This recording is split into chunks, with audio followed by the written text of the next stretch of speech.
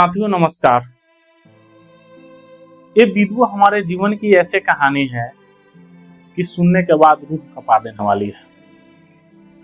दोस्तों, इस वीडियो को देखने से आपको पता चलेगा कि इस देश में एक आम आदमी के साथ सरकार का क्या व्यवहार है और एक उद्योगपति कॉर्पोरेट घराने के लिए क्या व्यवहार है।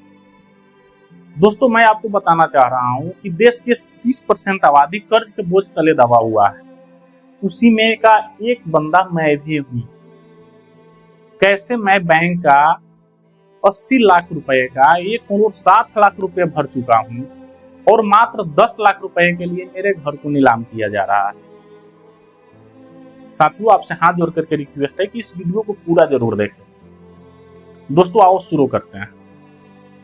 साथियों, 2017 में मैंने बैंक से डेयरी फार्मिंग के लिए 15 लाख रुपए का लोन लिया।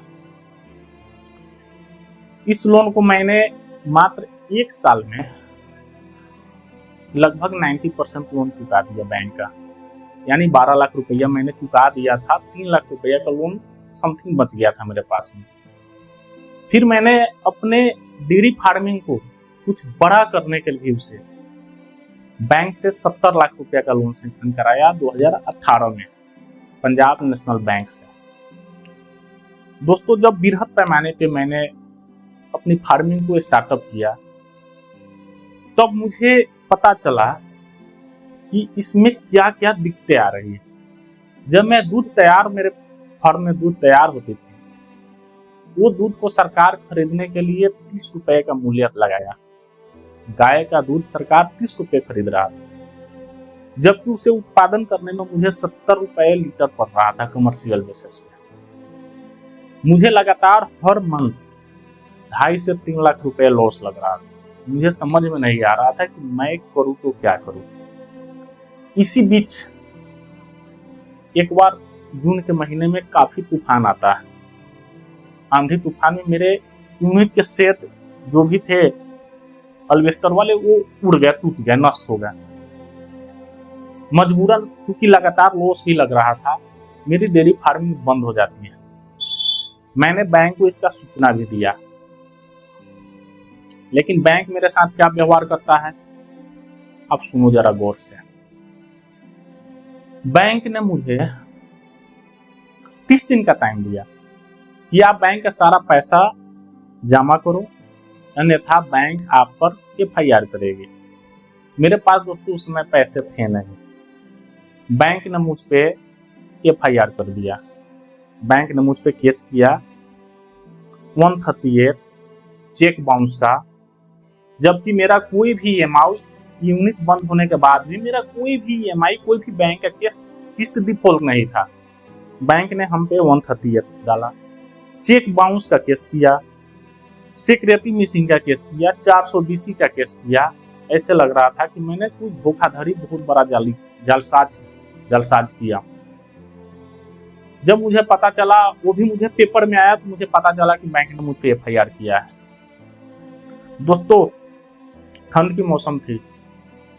मैं अपने घर से 50 किलोमीटर दूर जिला में जाकर के मोतिहारी वकील से मिला। रात के समय थी।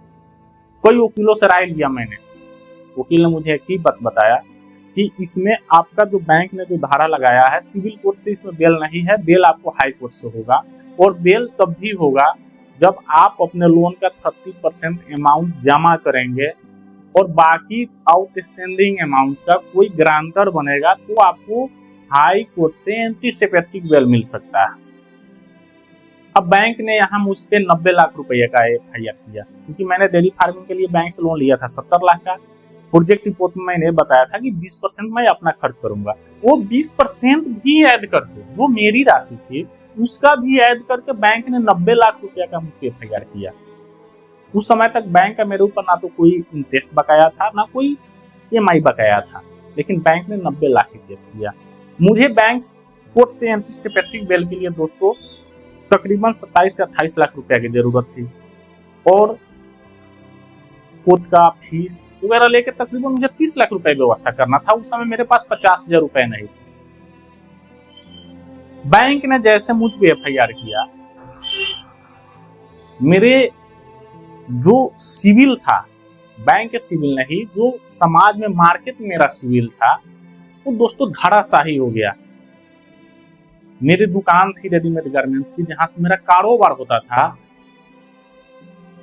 वहां से कारोबार के लिंक डाउन होने लगा। सप्लायर मुझे से काम करने में आनाकानी करने लगा, दुकान पे भी मेरा असर आने लगा। अब मैं क्या करूं? यहाँ पे मेरे पास पैसा नहीं था, एक ही विकल्प था, जेल जाऊं।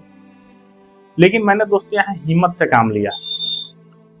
जिस थाने में मेरा FIR किया गया था, वहां जाकर के मैंने थाने से मिला, मैंने अपनी सारी मजबूरी बताया, तो थाना ने मुझे यही एक ही बात बताई, इंस्पेक्टर ने, भला उस इंस्पेक्टर का। उन्होंने मुझे बोला कि देखो मुकेश जी, मैं आपकी व्यवस्था, आपकी प्रॉब्लम को समझ रहा हूँ कि बैंक वालों के यही धंधा है कि लोन दे देता है, लेकिन थोड़ी सी लाइफ में यदि दिक्कतें आया तो आ जाता है केस करने। मैं आपको परेशान नहीं करूंगा, लेकिन आप बैंक से कोई रास्ता बनाइए। बैंक अगर मुझ पर दबाव बनाएगा तो हम मजबूर होंगे। मैंने दोस्तों उस इंस्पेक्टर की बात को विश्वास करके अपना दुकान पे जाना शुरू किया, क्योंकि मेरे अंदर एक भय था कि मैं दुकान पे जा रहा हूँ तो मुझे अरेस्ट कर लिया जाएगा, दुकान भी मेरा खराब हो जाएगा, क्योंकि मैं भाई में भी अकेला था। लेकिन मैं अपना काम पे आ रहा, दुकान चलाने लगा। लेकिन अब यहाँ पे दिक्कत क्या होता है दोस्तों, आ जाता है कोविड के बाद में दुकान का भी स्थिति खराब होता है। गवर्नमेंट की क्या क्या पॉलिसी आई, मार्केट में ऑनलाइन कंपनी आई, फ्लिपकार्ट, अमेजोन, क्या क्या आया, सेल दोस्तों धीरे धीरे दुकान का भी सेल डाउन हो गया। अब मेरी हालत ये हुई है दोस्त, आज के डेट में मैं कोविड के बाद से अब तक बैंक को 1,07,00,000 रुपया जमा कर चुका हूँ, क्योंकि 10 लाख रुपया का मेरा दुकान पे भी लोन था। 80 लाख रुपया का दोस्तों मैंने बैंक का 1,07,00,000 रुपया दे चुका हूँ। इस बीच में मेरी दुकान भी बिक गई, जमीनें बिक गई, मेरा धंधा बंद हो चुका है। मैं 3 साल से मेरे भाई बेरोजगार हूँ, मेरे पास कोई काम नहीं है, और मैं कोई काम स्टार्टअप भी नहीं कर पा रहा हूँ। क्या रीजन है? मेरे पास कहीं से कोई पैसे आ रहा है तो मुझे वो पैसे बैंक में जा रहा है। मैं कहीं नौकरी करने जाता हूँ, मेरे अंदर में तकरीबन 20 से 25 लड़के मेरे अंदर में काम करते थे। उस समय मैं किसी को 12,000 10,000 से कम का तनख्वाह नहीं दे रहा था, लेकिन आज मैं कहीं काम के लिए जा रहा हूं तो मुझे 12,000 15,000 रुपए की सैलरी मिल रही है, 20,000 की सैलरी मिल रही है। अब आप बताओ मेरे भाई कि मैं 20,000 की सैलरी पे अपना परिवार पालू या बैंक के पैसे दूं? 1,07,00,000 रुपया जमा करने के बाद बैंक का मात्र 10 लाख के आसपास रुपया मेरे पास बच गया है। लेकिन बैंक अभी क्या कर रहा है, आप देखो, मैं दिखा रहा हूं आपको। बैंक मेरे घर के नीलामी के प्रोसेस में लगा हुआ है, क्योंकि मैंने अपना घर बैंक के मॉर्गेज किया था।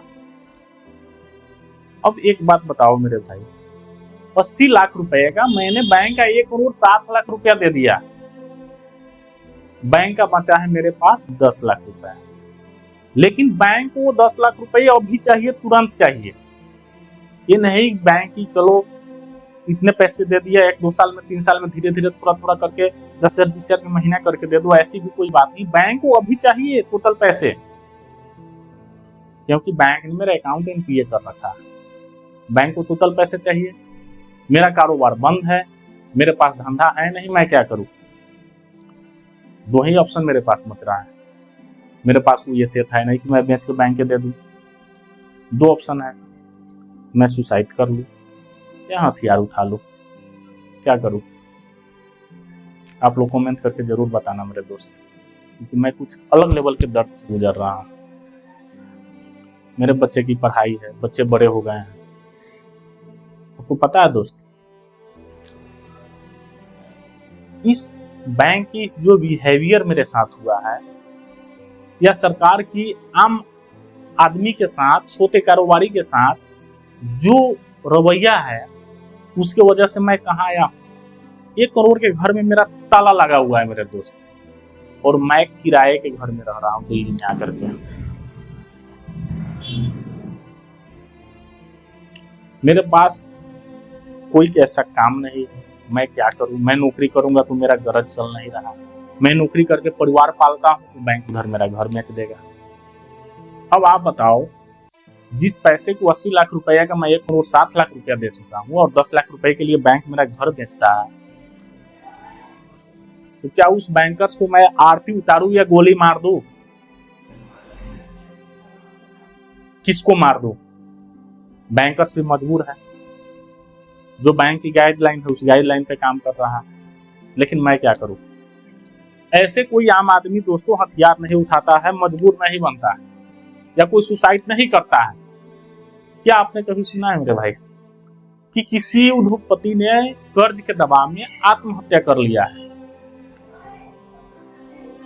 आपने कभी सुना है किसी उद्योगपति के पास ऊपर बैंक का 10,000, 20,000, 50,000 करोड़ रुपए बाकी है, उसका लोन डिफॉल्ट हो गया है, बैंक के टॉर्चर से आत्महत्या कर लिया है? नहीं सुना होगा। आत्महत्या किसने किया? छोटे कारोबारी। किसने किया? मजदूर। किसने किया? छात्र। दोस्त, हम लोग इस सरकार को क्यों बनाए? जब ये सरकार सत्ता में आई तो यही बोल करके आई थी, हवाई चप्पल वाले को हवाई जहाज पे बैठाएंगे। मेरा तो सपना है कि हवाई जहाज पे कौन लोग बैठने चाहिए। सामान्य व्यक्ति हवाई चप्पल पहन करके घूमता है, वो मुझे हवाई जहाज में दिखना चाहिए, ये मेरा सपना है। लेकिन ये क्या कर रहा है सरकार? दोस्तों, मेरे साथ जो हुआ है, मैं मजबूर था क्योंकि मैंने बैंक के आगे अपना घर मोर्गेज कर दिया था, मेरे पास कोई चारा नहीं था। लेकिन यदि आपका अनसिक्योर लोन है तो आप मजबूर मत हो। आपके पास पैसे है तो दो, नहीं हो तो 1 रुपया नहीं दो, बैंक वाले आपका कुछ नहीं बिगाड़ सकता है। बैंक का सारा रणनीति होता है एक सिक्योर लोन के ऊपर, अनसिक्योर वाले के कुछ नहीं कर सकता है। मेरा वीडियो बनाने का मेन उद्देश्य दोस्त यही था कि लोगों को पता चले कि एक आम आदमी के साथ सरकार की क्या व्यवस्था है और वहीं उद्योगपतियों के साथ क्या व्यवस्था है। क्या आपको पता है दोस्तों, 2015 से अभी तक इस सरकार ने उद्योगपतियों को कितने lakh crore loan right of कर दिया? 2015 से अब तक तकरीबन 14 लाख करोड़ रुपए उद्योगपतियों का लोन का राइट ऑफ किया गया। लाखों करोड़ रुपए उद्योगपतियों का 10%, 15% हेयर कट के नाम पर लेकर के उनके लोन को सेटलमेंट कर दिया गया। एक उद्योगपति ऐसा है जिसका 33,000 करोड़ रुपए का लोन मात्र 3,000 करोड़ में सेटलमेंट हो गया। वो चीज मेरे साथ क्यों नहीं हो रहा है? क्यों नहीं हुआ मेरे साथ वैसा? क्यों मुझसे ब्याज के ब्याज, पेनाल्टी के पेनाल्टी लगा करके लिया गया और 10 लाख बचा हुआ तो वही बैंक को अभी चाहिए?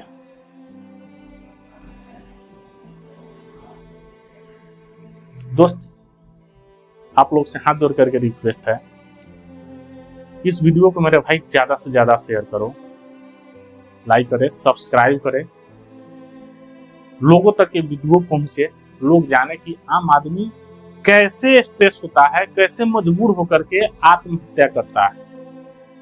पर मैं नहीं करूंगा। अगर जरूरत पड़ा दोस्त तो मैं उठाऊंगा हथियार, लेकिन आत्महत्या नहीं करूंगा। मिलते हैं दोस्तों अगले नेक्स्ट वीडियो में, तब तक के लिए धन्यवाद।